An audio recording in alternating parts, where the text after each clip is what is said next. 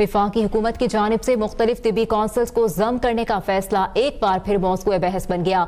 वज़ारत कौमी सेहत खिदमात और रेगुलेशंस में इस हवाले से ड्राफ्ट पर काम जारी है। ताहम होम्योपैथिक तिब, यूनानी और दीगर मुतबादिल तरीके इलाज की नुमाइंदा कौंसल्स की जानिब से तहफ़्फ़ुज़ात का इज़हार किया गया है। तफसीलात इस्लामाबाद से सलाबिल जहांगीर की इस रिपोर्ट में देखिए। पाकिस्तान में होम्योपैथिक, तिब, यूनानी और दीगर मुतबादिल तरीका इलाज की नुमाइंदा कौंसलों को एक छतरी तले लाने का मंसूबा वफाकी वजारत कौमी सेहत में इस वक्त एक अहम मुसवदा ज़ेरे गौर है, जिसका मकसद तिबी कौंसलों को जम करना है। फिलहाल ये सिर्फ एक इब्तिदाई ड्राफ्ट है जिस पर वजारत के लेवल पर काम जारी है।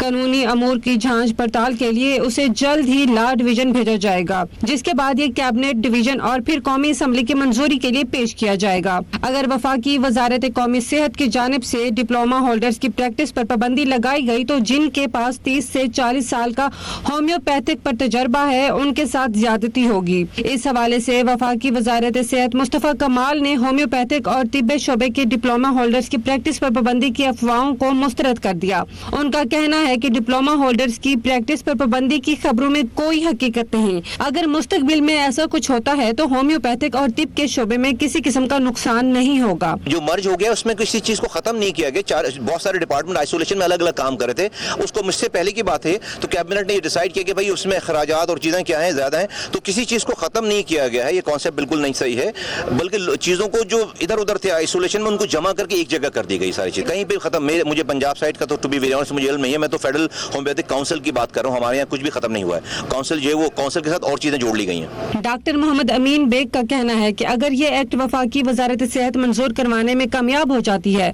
और नेशनल असम्बली इस बिल को पास कर देती है तो इंशाअल्लाह अवामुल नास के लिए और होम्योपैथिक डॉक्टर्स के लिए बहुत बड़ा इक़दाम होगा। जो यूनानी प्रैक्टिशनर है, आयुर्वेदिक प्रैक्टिशनर है, होम्योपैथिक डॉक्टर है, उसको कतन भी इससे इंशाअल्लाह मैं बड़े वसूख से कह सकता हूँ कि कोई प्रॉब्लम नहीं होगा। मौजूदा जो हमारे वफाकी वज़ीर आए हैं मुस्तफ़ा कमाल साहब माशाल्लाह वो भी इस पे एफर्ट कर रहे हैं।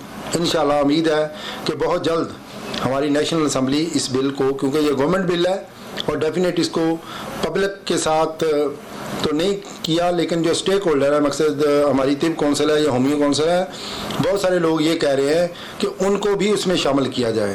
भाई वो तो वही लोग हैं, देखें जहाँ पे वो पहले वो लोग बैठे हुए हैं जो सिस्टम का बेड़ा गर्क करने में माशाल्लाह सफ़े अव्वल में है, तो वो लोग उस सिस्टम की बेहतरी चाहेंगे?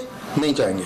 अगर हुकूमत वाकई इस्लाहात चाहती है तो तमाम मुतल्लिका फ़रीक़ैन को इत्मीनान में लेकर मुशावरत का अमल शफाफ तरीके से मुकम्मल करे।